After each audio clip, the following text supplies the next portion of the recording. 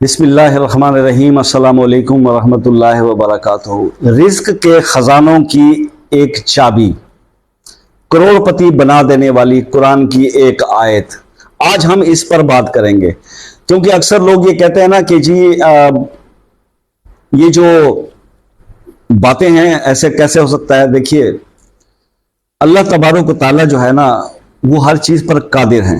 یہ آپ نے آیت سنی، ان اللہ علی کل شیء قدیر، اللہ ہر چیز پر قادر ہے۔ اللہ چاہے تو وہ ذرے کو آفتاب بنا سکتا ہے اور آفتاب کو جو ہے وہ اندھیروں میں بھی دھکیل سکتا ہے۔ تو بات صرف اتنی سی ہے کہ ہمیں اپنے یقین سے اللہ تعالیٰ کی ذات پر یقین رکھتے ہوئے اس کے کلام پر پریکٹیکلی عمل کرنا ہے۔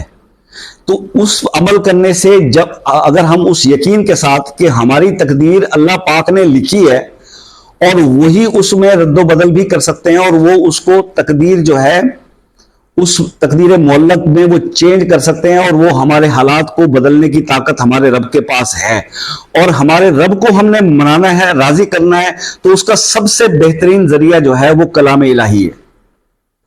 کیونکہ اللہ پاک جو ہے وہ بندے سے صرف یہی ان کی ہوتی ہے کہ اللہ جو ہے بندے سے کیا چاہتا ہے کہ بندے تو عاجز ہے تو اپنی عاجزی میرے سامنے پیش کر دے، میرے سامنے اپنی عاجزی پیش کر اور مجھ سے مانگ، پھر میں عطا کرتا ہوں۔ تو مانگنے کا طریقہ اور سلیقہ ہونا چاہیے، اور پھر آپ کو یہ پتا ہونا چاہیے کہ کون سی ایسا کلام ہے اللہ کا جو میں اس مقصد کے لیے اس کو میں پڑھوں گا تو اللہ پاک راضی ہو کر میرے تقدیر کو بدل دیں گے اور میرے حالات بدل جائیں گے۔ اچھا، اب ہم آ جاتے ہیں اس آیت کی طرف، کیونکہ زیادہ میں ادھر ادھر کی بات نہیں کرتا آج۔ تو بات صرف اتنی ہے کہ ایک آیت ہے سلام علی نوح فی العالمین، اس کی تھوڑی سی لاجک کو سمجھے گا۔ سلام علی نوح فی العالمین 7 سلاموں میں آتی ہے، اور سلام علی نوح فی العالمین پر پہلے بھی میں ایک ویڈیو بنا چکا ہوں، اور وہ صرف جادو جنات اور عصیب کے حوالے سے میں نے آپ کو بتائی تھی۔ آج میں آپ کو اس کی تھوڑی سی اور ڈیٹیل کی طرف لے کے جاتا ہوں۔ دیکھیے حضرت نوح علیہ السلام اللہ کے وہ پیغمبر ہیں جنہیں آدم ثانی بھی کہا جاتا ہے، اور آدم ثانی اس لیے کہا جاتا ہے کہ حضرت نوح علیہ السلام نے جب بیڑا تیار کیا تھا، اللہ کے حکم سے کشتی تیار کی تھی، تو اللہ کے حکم سے انہوں نے اس کے اندر ہر جاندار، ہر زیرو اور ہر پودے، نباتات، جمادات کے انہوں نے پیڑ جو ہے اس کے اندر رکھے تھے۔ تو اس پیڑ کے رکھنے کے بعد جب طوفان نوح آیا، اور یہ جو بدبخت لعین شیطان ہے نا، یہ دھوکے سے اس کشتی میں سوار ہو گیا تھا۔ اگر وہ دھوکے سے اس کشتی میں سوار نہ ہوتا حضرت نوح علیہ السلام کی، تو آج ہم لوگوں کی جان چھوٹی ہوتی، وہ غرق ہو چکا ہوتا اس طوفان کے اندر۔ بہرحال کیونکہ قدرت کو منظور تھا تو وہ دھوکے سے ہی صحیح اس کشتی میں آ گیا تو بچ گیا۔ اب ہوا یہ کہ جب طوفان نوح جب آیا تو اس بیڑے میں سوار لوگوں کے علاوہ ہر چیز دنیا کی سب تباہ و برباد ہو گئی، صرف وہ لوگ ہی سروائیو کر پائے جو حضرت نوح علیہ السلام کی کشتی میں یا اس بیڑے میں سوار تھے۔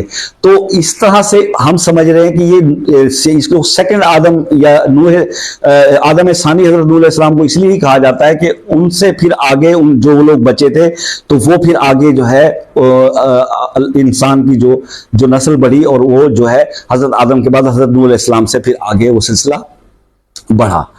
تو کہنے کا مقصد یہ ہے کہ اب حضرت نوح علیہ السلام کے نام میں اتنی طاقت ہے، اتنی تاثیر ہے کہ جب یہ نام ہی آپ لیتے ہیں نا حضرت نوح علیہ السلام کا، تو جنات، جادو اور جو ستلی طاقتیں ہیں وہ جل کر راکھ ہو جاتی ہیں۔ میرے بھائی اتنی پاور ہے اس نام میں اور اس آیت کے اندر۔ تو اب اس کو ریلیٹ کر رہا ہوں میں آپ لوگوں کے مسائل کے ساتھ، جو مالی مسائل ہیں، جسے میں نے بولا کہ رزق کی چابی اس لیے کہا کہ آپ اچھے خاصے چل رہے ہوتے ہیں۔ اکثر دوستوں کے مجھے میسج آتے ہیں کہ جناب زبردست کاروبار لگ رہا تھا اور ایک دم سے بیٹھ گیا، اور جہاں میرے پاس گاڑیاں تھیں، بنگلے تھے، کوٹھیاں تھیں، آج میں مقروض ہو گیا ہوں، آج میرے پاس کچھ نہیں بچا۔ اب اس میں کچھ چیزیں انوالو ہوتی ہیں، نظر بد ہو جاتی ہے، کسی نے جادو کروا دیا، عصیب ہو گئے، کوئی مسئلہ ہوا، ان تمام مسائل کی وجہ سے کوئی دشمن آپ کو لڑتا ہے اور آپ ایک دم سے زمین پہ آ جاتے ہیں۔ نمبر 1 تو یہ ریزن یہ ہے کہ جب آپ یہ والی آیت پڑھتے ہیں، اور جو طریقہ میں آپ کو ابھی سمجھا دوں گا،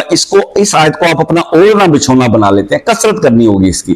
جب آپ اس کی کثرت کرتے ہیں تو پھر وہ سارے والے مسائل جو ہوتے ہیں، جس میں نظر بد ہو گئی، جس میں جادو ہو گیا، جس میں جنات عصیب ہو گئے، یہ ساری چیزیں آپ کے اوپر سے ہٹ جاتی ہیں، تو پھر آپ پہلے والی پوزیشن پر واپس چلے جاتے ہیں۔ یہ تو ان لوگوں کے لیے ہو گیا کہ جو لوگ بہت زیادہ तरक्की पे थे, उरूज पे थे और वो एकदम से गिर गए।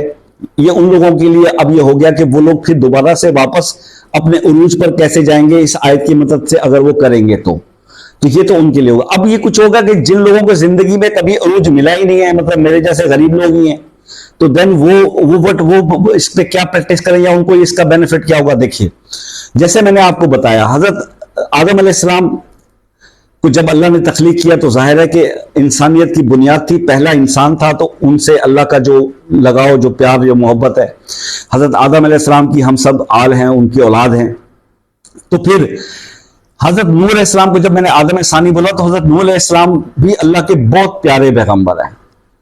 हजरत नूह अलैहिस्सलाम को आदम सानी का दर्जा दिया गया। हजरत नूह अलैहिस्सलाम भी अल्लाह के बड़े जो है वो लाडले और प्यारे पैगंबर हैं। तो जब हजरत नूह अलैहिस्सलाम के हवाले से आप मांगते हो ना अल्लाह से इस आयत के बदले में, तो फिर अल्लाह पाक अपनी नवाजिशें इतनी करेगा कि आप सोच रहे होंगे कि यार ये मेरे ऊपर ये रिस्क की बारिशें हो कहां से रही हैं, मुझे समझ में नहीं आ रहा कि मतलब मैं अगर मट्टी को भी हाथ लगाता हूं तो वो सोना होती जा रही है।